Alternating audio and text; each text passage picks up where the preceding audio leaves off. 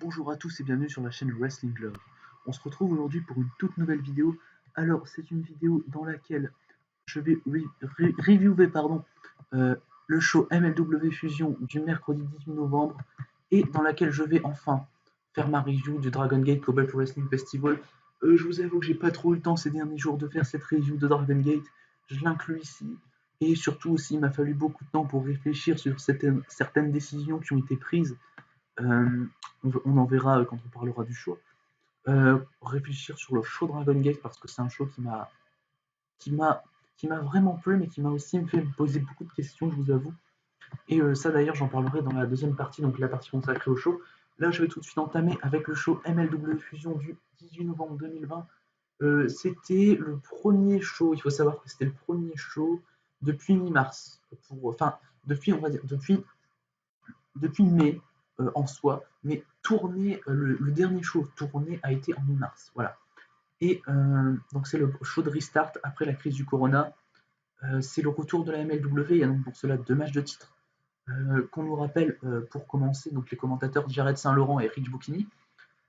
Avant c'était AJ Kears et Rich Bocchini. Je suis un peu surpris de voir un changement de commentateur. Je ne connais absolument pas Jared Saint-Laurent. Je trouve qu'il a fait du bon taf pendant le show. Voilà.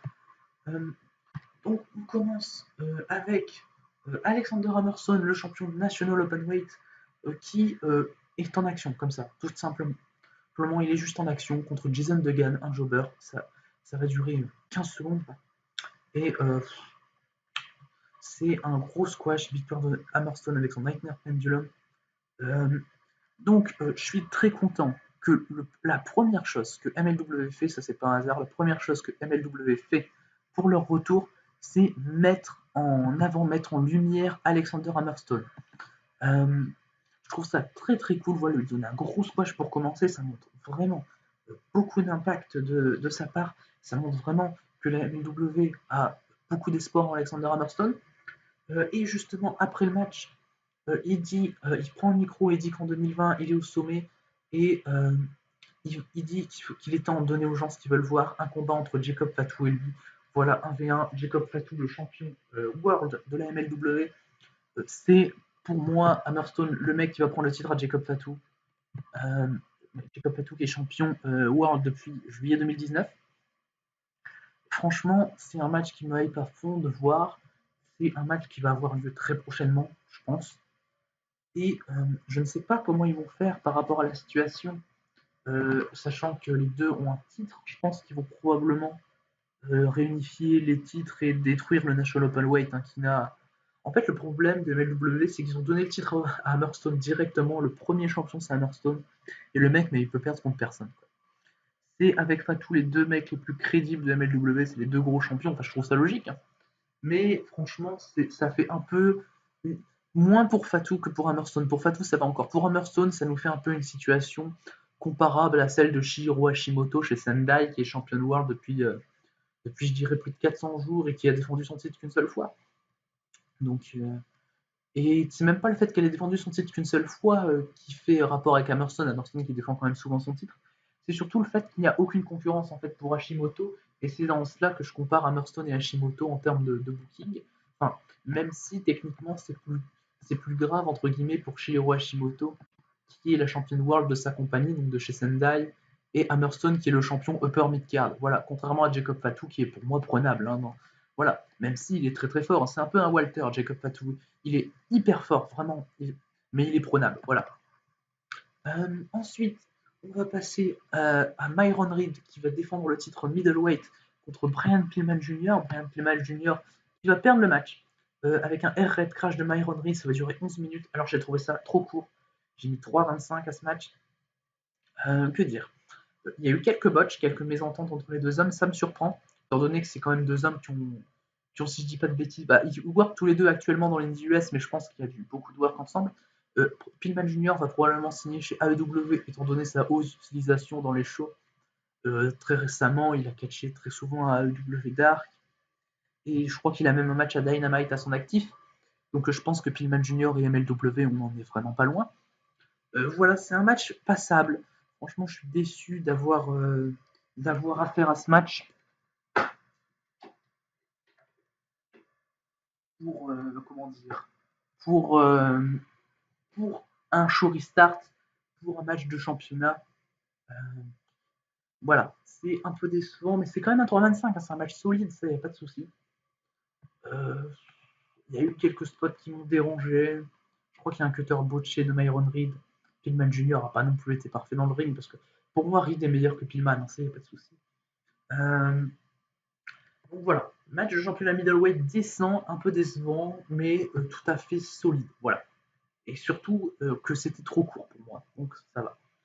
Ensuite, en coulisses, Myron Reed, il choisit son prochain adversaire carrément, Myron Reed, et il va affronter Lio Rush pour défendre son titre middleweight. Je trouve ça super. Voilà, on avait dit Lio Rush présent dans les premiers tapings de MLW, c'était annoncé qu'il serait dans le roster de MLW, on l'avait vu depuis son départ de WWE, on l'a vu surtout vu ses Game Changer Wrestling, là où il a notamment un match contre ACH, un match génial contre ACH au Joey Janela Spring Break. Mais voilà, je suis très content. L'affiche entre Myron Reed et Lio Rush me hype vraiment beaucoup. Que dire Myron Reed, je le vois perdre contre Lio Rush, honnêtement. Myron Reed, c'est quelqu'un que ça m'a vraiment surpris de le voir prendre le titre middleweight à Teddy Hart en novembre 2019. Donc voilà, tous les champions MLW sont champions depuis un an ou plus. Euh, même les champions de tag, les Von Erichs, ont pris les titres à Saturday Night Super Fight à MJF et Richard Holiday. C'était un Texas Street Fight, si je dis pas de bêtises. Ou non, c'était un Tornado Tag. Ouais, c'était un Texas Tornado Tag Team Match, voilà. Donc voilà, et Myron Reed pour moi c'est le premier qui va perdre son titre, c'est le moins crédible. Voilà, les Von Erichs sont toujours en train de se casser à Hawaï, on aura des nouvelles d'eux un peu plus tard. Feito va perdre le titre ensuite. Les Von Erichs sont coincés, voilà. Donc logiquement non, et Hammerstone restera champion, ou tout du moins prendra le titre World, voilà, ça c'est clair. Et Myron Reed contre Lio Rush, c'est une affiche qui sur le papier me hype vraiment, vraiment beaucoup. Ensuite, on a une petite promo des Parks, de Ellie Park, Ellie Rodé, Ella Park et La Park Junior, qui disent qu'ils veulent des ceintures. Voilà, je pense que ce seront les prochains challengers au titre tag des Von Erichs, ça, il n'y a pas de souci. Ça fait même avant le confinement où ils étaient un peu en quête de ceinture, où ils avaient de plus en plus de segments, même si c'était des segments qui n'avaient pas de valeur in-ring en soi. Voilà. Mais je pense qu'il y a un bon match à faire voilà, quand les Von Erichs voudront bien revenir. Ensuite, on a une grosse promo de Joseph Sanael qui dit que pour le retour de la MLW, voilà, il prépare des soldats pour Jacob Fatou et sa prochaine victime, c'est Davey Boy Smith Jr. Voilà. Et voilà, il dit qu'il faut briser le Bulldog, donc référence à Davey Boy Smith Jr. qui est le fils de British Bulldog. C'est super promo, de toute façon, Sanael, c'est un super promo guide, c'est pas de problème avec ça. Voilà, on a clairement une mise en lumière de la force de Contra Unit, qui est le plus gros clan de MLW depuis plus d'un an et depuis la victoire du titre de Jacob Fatou. Ensuite, on a l'annonce de la Opera Cup qui était revenue en 2019, donc c'est un très ancien tournoi qui était revenu en 2019 à la MLW. Et on nous annonce le tableau, donc je vais dire, on a TJP contre Richard Holiday, ACH contre Laredo Kid et Loki contre Davey Boy Smith Jr. On a aussi Rocky Romero contre Tom Lawlor, c'est les 4 quarts de finale. Alors, premièrement, TJP contre Richard Holiday, c'est un match que je trouve. Voilà, ça ne me surprend pas de voir TJP dans l'Opera Cup étant donné qu'il y était l'année dernière. ACH contre Laredo Kid, c'est un match qui me hype vraiment beaucoup. Je suis content qu'ACH soit booké à ce niveau-là, je pense. J'espère qu'il ira au moins en finale. Loki contre Davey Boy Smith Jr., mais qu'est-ce que ça peut être bien. C'est un peu une revanche de leur quart de finale de l'année dernière que je peux trouver vraiment super à voir. Loki contre Davey Boy Smith Jr., techniquement, il faut se préparer à quelque chose de très très bon. Par contre, voilà, le seul petit souci que j'ai avec ça, c'est que ça nous. Enfin voilà, on voit Davey Boy Smith Jr. dans l'Opera Cup, on se dit oui, il va pas gagner le titre ce soir, quoi. C'est sûr qu'il gagne pas le World ce soir. Et enfin, Rocky Romero contre Tom Lawlor. Surpris de voir Rocky Romero, très content de voir Tom Lawlor qui a tourné il a tourné chez NJP Strong. Il était dans le Josh Barnett's Bloodsport pour un match contre Homicide, qui était très très bon. un de mes matchs préférés du Bloodsport de cette année, de Game Changer Wrestling. Voilà, c'est 4 affiches qui me hype bien, surtout le Loki contre Davey Boy Smith Jr. La Opera Cup promet d'être cool et je dirais même, selon les noms, meilleure que celle de l'année dernière. Ensuite, on nous montre plutôt dans la journée une interview de Davey Boy Smith Jr. par Alicia Hughes. Et voilà, il nous cite Smith Jr. est très cool, il nous cite des références, voilà, des entraînements, voilà. C'est le plus grand combat de sa carrière. Il s'est entraîné avec Josh Barnett, Katsushi Sakuraba qui catch actuellement chez Noah, et Tiger Max. Voilà, voilà. Il dit qu'il veut faire un gros impact maintenant à l'MLW et que ça, ce combat, ça va être le résultat de toute la sueur qu'il a versée. Voilà. Il est super pro babyface, bien over, bien badass, bien puissant. Voilà. C'est ce que je voulais voir, euh, même si on a vu que c'était un peu cramé pour lui étant donné son annonce dans l'Opéra Cup. Voilà. On va passer avant. On a deux choses avant.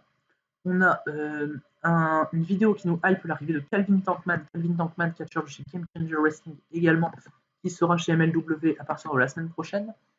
Et on a une petite vidéo des Von Erich, voilà, qui sont à Hawaï avec leur père et ils se font motiver, voilà. Et il faut se concentrer sur le présent et les titres, et voilà. Donc voilà pour ce petit segment des Von Erich. Je pense qu'il y aura des segments toutes les semaines et qui sont tout près de revenir malheureusement. J'ai hâte de voir les titres par équipe défendus et qui apparaissent à l'écran. Voilà. Le main event maintenant, sur lequel j'ai peu de choses à dire. Globalement, Jacob Fatu qui conserve son titre World contre Davey Boy Smith Jr. avec un moonsault. J'ai mis 3,5 parce que le match est très très bon. Le match est de très très bonne qualité, mais le match est beaucoup trop court, il dure 10 minutes. C'est assez surprenant qu'ils aient pas fait un match de 20 minutes pour le restart. Je sais pas, en plus le match est encore moins long que le match de championnat middleweight. Mais le match est vraiment très bon et c'est ce qui m'a fait mettre 3,5. Il n'y a pas de botch, c'est de l'action bien fluide. Pardon, Jacob Fatu, c'est un excellent catcheur, très agile, très bon powerhouse. Franchement, il y a tout ce qu'il faut, ce mec. C'est insane, c'est mon catcheur préféré dans l'Indie US personnellement et j'étais très très très déçu de ne pas le voir pendant toute cette période du Corona, donc depuis le mois de mai, donc pendant 7 mois, voilà, c'était compliqué. Pendant 6 mois, entre mai et novembre, voilà, entre 6 mois, pardon. Et après le match, on a Jacob Fatu qui prend le micro, il fait une très bonne promo, bon heel work, le pouvoir de contrat unique, tout ça. Et voilà, il dit mais qui va être le prochain à me défier et qui va oser. Voilà, et en fait il a en tête que Alexander Hammerstone a défié au début de show et Hammerstone arrive, voilà, il n'a même pas le temps d'aller sur le ring, que c'est un mec masqué qui l'attaque avec une chaise, il lui fout un chokeslam sur le tablier du ring et il repart avec Fatu, toujours masqué, voilà, on sait pas qui c'est et j'ai trouvé ça super comme angle de fin. Fatu contre Hammerstone, on va donc avoir ça très rapidement.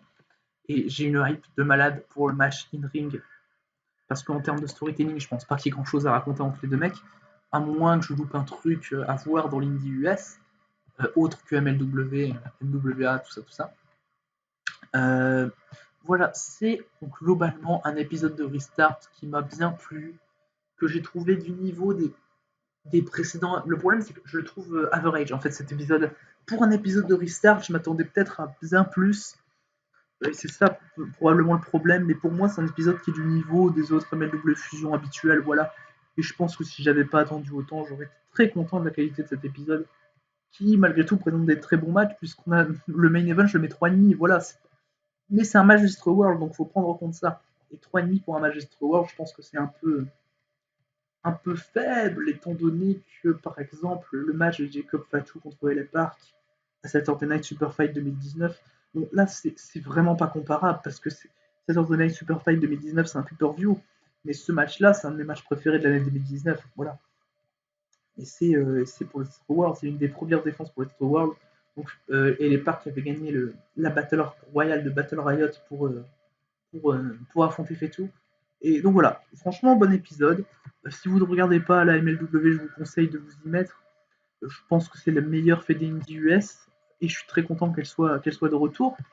On va donc maintenant passer au Dragon Gate Kobe Pro Wrestling Festival, le plus gros show de l'année Dragon Gate, qui a été décalé, puisque normalement c'est en été. Il a été décalé plusieurs fois pour arriver finalement au 15 novembre.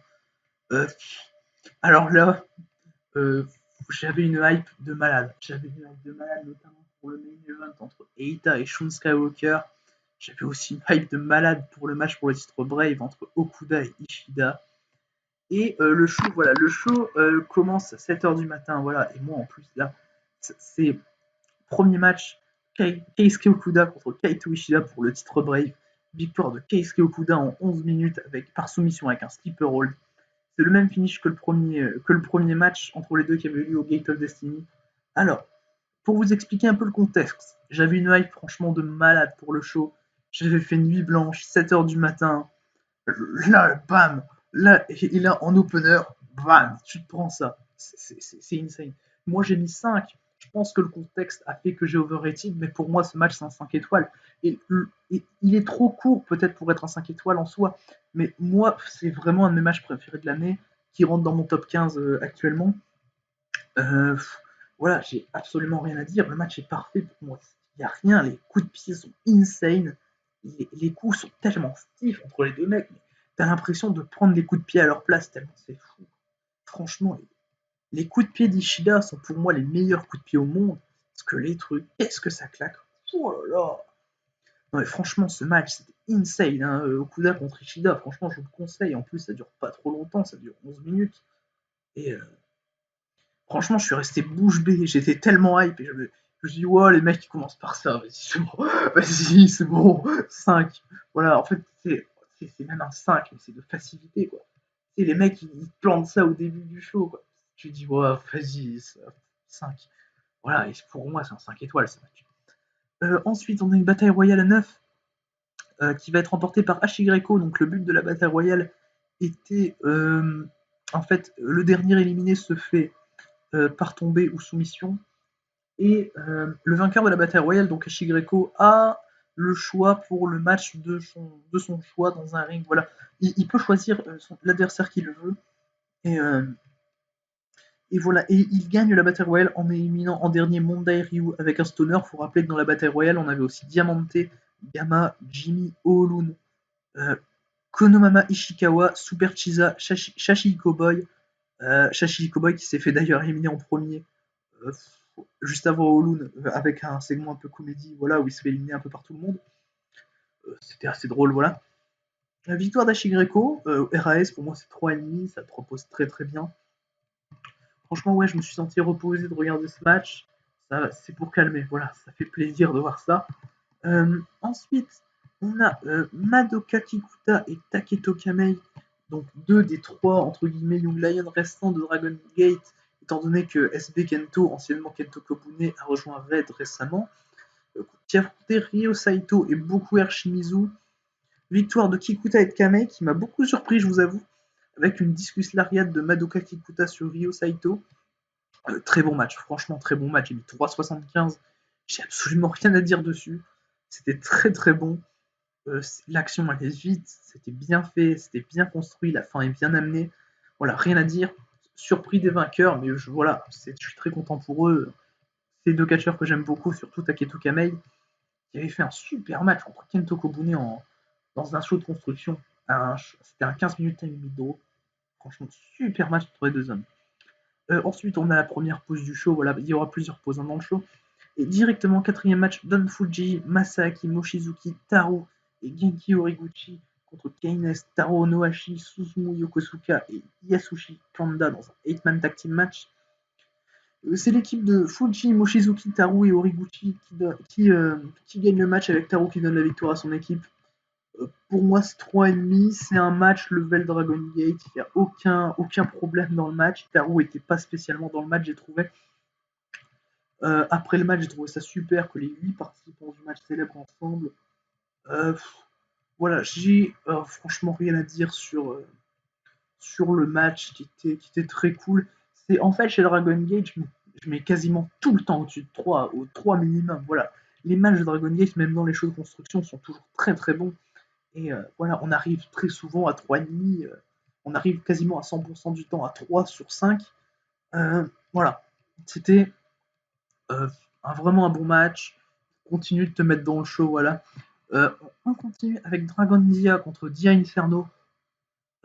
Match qui a été basé sur une rivalité depuis maintenant, même avant le Gate of Destiny. Donc c'est un match que j'ai trouvé très très bon. Le finish est très très bon. Je vais mettre 3 parce que voilà, il n'y a aucun élément notable dans le match, si ce n'est l'élément de storytelling de fin qui fait que Dragon Dia gagne par DQ avec Dia Inferno qui lui retire le masque. Je trouve ça, en fait, Dia Inferno, j'adore dans le sens où le mec est super brutal, où le mec fait ce qu'il veut, il est inarrêtable. Franchement, Dia Inferno, j'adore. C'est une de mes choses préférées chez Dragon Gate actuellement. Euh, J'adore son booking.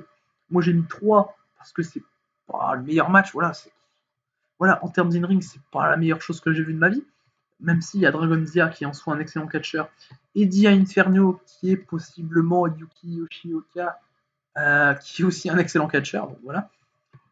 Et après le match, on a tout le clan Red qui s'attaque à Dragon Dia et qui vraiment le démasque définitivement. Donc c'était qu'une seule partie du masque qui avait retiré Dia Inferno. Et voilà, les mecs se cassent en coulisses parce que Keisuke Okuda a protégé Dragon Dia. Voilà. C'est à peu près ça qu'il faut retenir.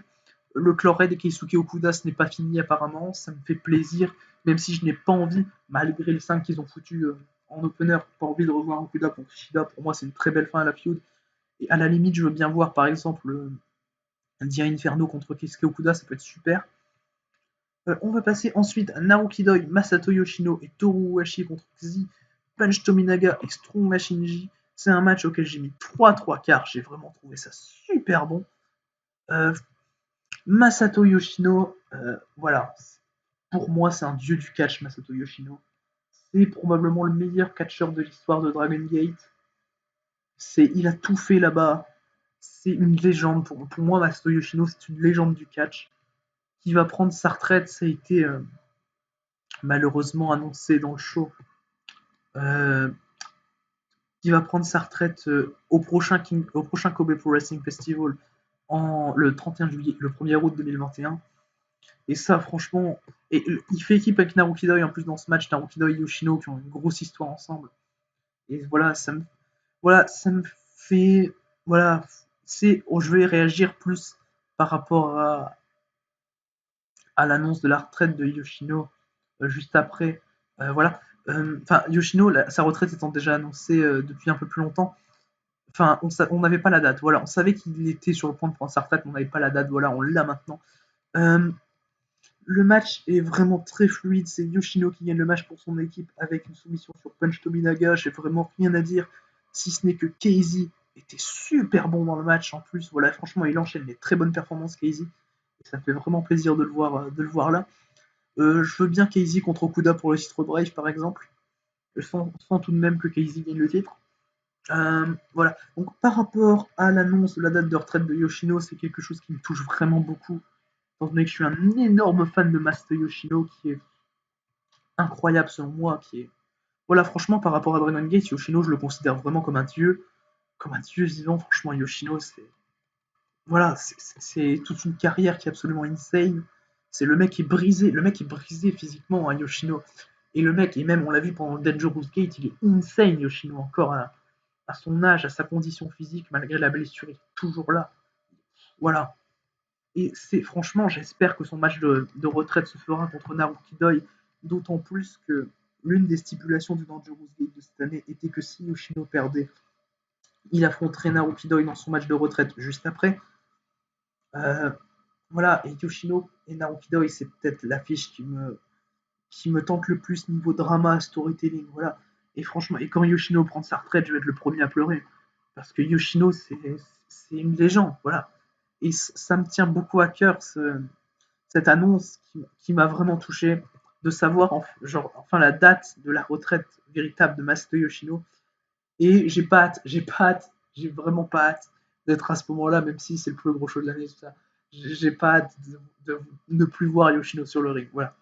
Donc on a la deuxième pause du show, voilà.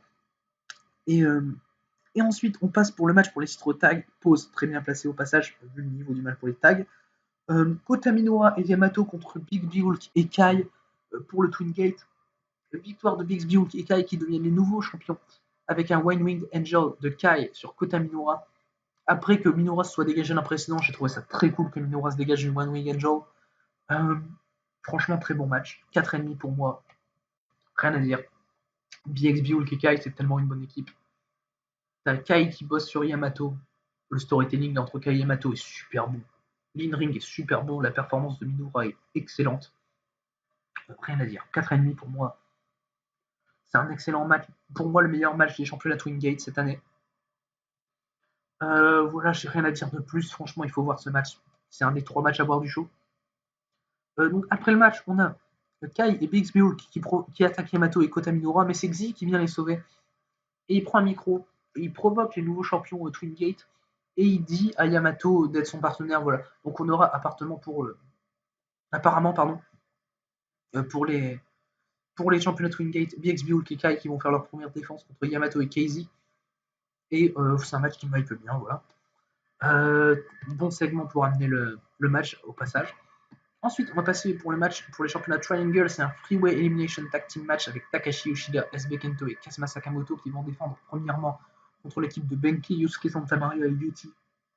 Et deuxièmement, contre l'équipe de Masato Yoshino, Dragon Kid et Kagetora. Victoire de Takashi Yoshida, SB Kento et Sakamoto avec une soumission de SB Kento sur Masato Yoshino. Après l'avoir aveuglé à l'aide de farine, voilà. Yoshino, il avait vu le même spot de la farine avec Yoshino dans Dangerous Gate. SB Kento, alors voilà, victoire logique. Très bon match. Je mets 3,75 encore une fois. Voilà, vous voyez, je descends jamais en dessous de 3 chez Dragon Gate, hein, clairement. Et SB Kento, je trouve ça très très bien d'avoir construit très fort pendant le match, puisqu'il élimine les deux équipes. Il élimine Yuti premièrement, suivi de Masato Yoshino. Quand même, le mec élimine Masato Yoshino. Hein. Plusieurs fois champion de Dreamcade, tout ça. SB Kento, il vient de sortir de sa période de Long Island. Donc, globalement, ouais, je trouve ça très très bien booké. Très très bien pour SB Kento qui a l'air d'être valorisé à mort hein, par son heel turn et son passage en clan raid. Voilà, globalement, c'est tout ce que j'ai à dire sur le match qui était vraiment très très très bon. La très bonne action tout le long. Vraiment bien aimé le work de Dragon Kid et de Masato Yoshino. Ils s'entendent très bien ensemble apparemment. Et en tout cas dans un ring. Et voilà, le match était très très bon pour séparer le Twin Gate et le Dream Gate dans la carte. Et en fait, c'est un match qui nous permet d'avoir la transition entre deux très gros matchs, mais qui est très très bon. Et voilà, et 3,75 pour moi parce que c'est parfait. Pour ce qu'ils doivent faire, c'est vraiment parfait. C'est 3,75, c'est super bon. Main event, Eita contre Shun Skywalker pour le championnat Dreamgate. J'ai beaucoup de choses à dire sur ce match. Voilà, c'est pour ça que j'avais besoin de prendre un peu de temps pour réfléchir sur ce show. Eita qui gagne le titre au Memorial Gate le 2 août 2020 contre Naruki Doi. Très grosse construction d'Eita pour arriver au match. On a un excellent promo package. Très grosse construction d'Eita pour arriver au match pendant le Dangerous Gate. Tout ça, le mec est plus fort. C'est intouchable. Eita, c'est intouchable pour moi. Eita, tu peux pas le battre. En fait, le mec arrive au show de Kobe, il est imbattable. Pour moi, Eita est imbattable. Eita est tellement bien construit, tellement construit fort, tellement construit arrogant. Il est construit parfaitement. Le push d'Eita est absolument parfait. Et victoire de Shun Skywalker. Voilà, c'est dans ce sens-là. Victoire de Shun Skywalker qui devient le nouveau champion Dreamgate. Premièrement, le match est excellent. Le match, très très bon storytelling, des interventions du clan Red qui ne me gênent absolument pas. Eita, on voit qu'en termes de psychologie, en termes de storytelling, en termes deal work, on voit que le mec est masterclass. Skywalker a des très très bons retours. Excellent babyface. Shun Skywalker, franchement, c'est un excellent babyface, très gros charisme pour moi. Et victoire de Skywalker. Donc voilà, j'ai donc pensé premièrement que c'était une très grosse erreur de booking de la part de Dragon Gate qui aurait donc laissé passer l'occasion de mettre un mec en tête de ta compagnie pendant 1 an par exemple. Et Eita le mérite amplement et est le seul pour moi chez Dragon Gate à pouvoir le faire, je le dis et je le redis. Eita, pour moi, c'était possible. C'était vraiment à 100% un projet long terme, Eita. Et sa victoire du Dreamgate contre Naruki Doi, c'est un symbole. Voilà, son Dangerous Gate, c'est un symbole. Tout ce qu'il fait, c'est un symbole. Et un peu moins sa défense contre Casey, je vous avoue. Mais la victoire de Shun Skywalker, au début, je me suis dit, ouais, c'est parce que c'est son retour depuis le 4 décembre qu'il n'a pas été chez Dragon Gate. Il avait affronté dans son dernier match Benkei dans le premier jour du Fantastic Gate. Et voilà. Et je me suis dit, ouais, c'est parce que c'est son retour. Il est revenu au Gate of Destiny. En plus, c'est le plus gros show de l'année. On veut finir sur la victoire du Babyface. Voilà. Du gros Babyface, ultime Babyface, Shun Skywalker. Voilà. À part Yoshino, il n'y a pas meilleur de Babyface chez Dragon Gate pour moi. Et peut-être Bixby Hulk en soi dans son époque des Tribe Vanguard, tout ça, franchement, Bixby Hulk, excellent Babyface aussi, faut pas le nier. Mais au final, après quelques réflexions que je me suis faites, on a après le match Shun Skywalker qui prend un micro, qui fait sa promo d'investiture un peu en champion de Dream. Benkei le challenge pour le titre. Subtil, intelligent, propre, rien à dire. Benkei qui est le dernier mec à avoir affronté Shun Skywalker avant son départ de Dragon Gate. Ça, il n'y a pas de souci. En termes de storytelling, c'est d'une logique implacable. Voilà. Dragon Gate est dans une fédé qui fait beaucoup dans le storytelling. Je trouve ça très logique qu'il affronte Benkei pour sa première défense. Impossible que Skywalker perde. Impossible. Franchement, je pense que Dragon Gate savent où ils vont. Alors, j'ai deux possibilités. Soit tout simplement Shun Skywalker perd le titre contre Dia Inferno, qui ne serait autre à ce moment-là que Yuki Yoshioka, donc partenaire de Skywalker au Mexique, qui est revenu, enfin qui n'est pas revenu chez Dragon Gate officiellement, mais officieusement il peut être revenu chez Dragon Gate en même temps que Shun Skywalker. Ça sent quand même bon le retour de Yoshioka bientôt. Donc Dia Inferno ne me surprendrait absolument pas. Voilà. Et avoir Yoshioka qui dit un peu oui, moi j'ai rejoint le clan Red, moi j'ai été malin, toi t'es resté tout seul, tu fais ton run solo, t'es de ton côté, et moi je te bats, je prends le dream, et je suis fort, je suis dans Red. Voilà. C'est ça que j'imagine premièrement, ou bien c'est Benkei qui prend le titre à Skywalker, mais pas maintenant, mais dans, dans par exemple 6-7 mois, étant donné que Benkei, alors ça va vous paraître un peu louche ce que je vais dire, mais Benkei, dans le Dangerous Gate 2019, c'est Shimizu qui le perd, et Red doit virer un membre de son clan, et c'est finalement Benkei qui est défoncé, viré du clan.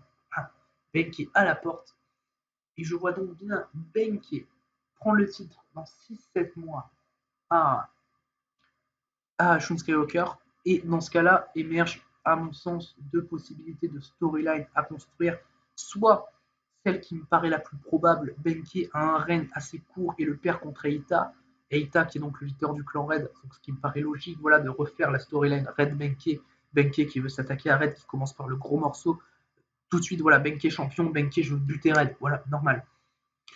Et deuxième possibilité, celle qui m'est venue à l'esprit quand même dans ma réflexion, mais qui pour moi, émergerait vers peu de possibilités, ou en tout cas, il y a des possibilités, mais des possibilités difficilement constructibles à mon sens.